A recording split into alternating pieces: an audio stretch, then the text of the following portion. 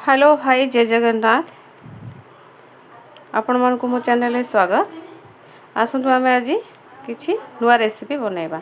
आपण कदली रे आपण एमती कदली भजा बनैथिबे, कदली चिप्स बनैथिबे आ कदली तरकारी भी बनैथिबे, हेले चोपा को केबे यूज कर नथिबे। चोपा को प्राय लोक व्यवहार करती नहीं, फिंगी दियंती। आसतु आम चोपा को आज बनैबा। किसी चोपा एठी काटिक रखी देछि, किसी कटा पियाज रखी, किसी रसुण रखी, शुखला लंका, कंचा लंका और किसी जीरा।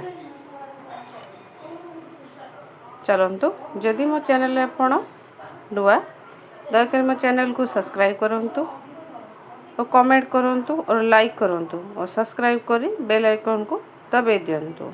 ऑल नोटिफिकेशन आपण पाई परिबे। चलतु वीडियोटी स्टार्ट करिबा। ये गैस टी ऑन कर देछि। चलतु कड़ाई बसैबा।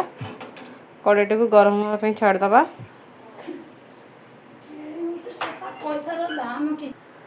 कड़ाई बर्तमान ताती गला। चलतु तेल ऐड करवा।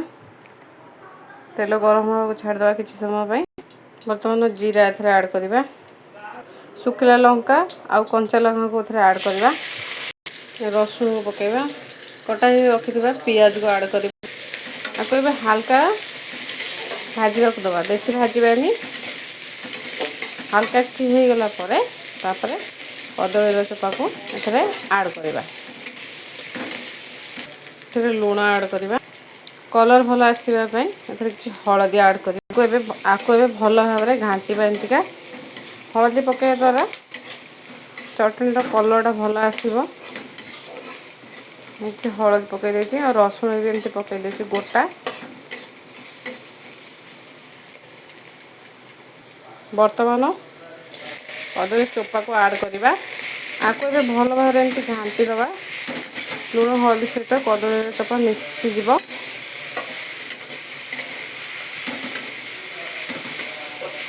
आधे किसी पानी देदेबा। आधे किसी पानी मु ऐड कर देछि कदली चोपा सिझापी। चलते ढाकुणी दे किसी समय छाड़दबा।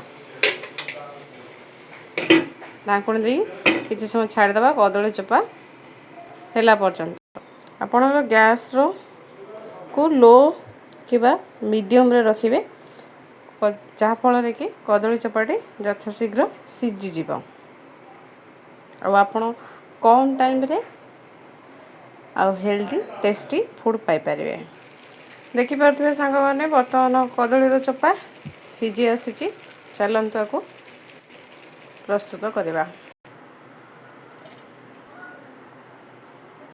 आपको मुझे बर्तमान ग्राइंडर भितर रखीदे। आपड़ चाहिए ग्राइंडिंग करेंगे कि शिଳରେ बाटी पारे। बर्तमान चलते को ग्राइंडिंग करवा। सांग मैंने देखिपे केमती पेस्ट हो जाए। आपको आप चाहिए रुटी खाईपारे, परोटा खाईपारे, भात खाईपारे और टिफिन मान पिला टिफिन भी दे पारे। बर्तमान किपरि भिडियोटी लगे देखिए कहतु, लाइक करूँ, शेयर करूँ, कमेंट करूँ। जय जगन्नाथ।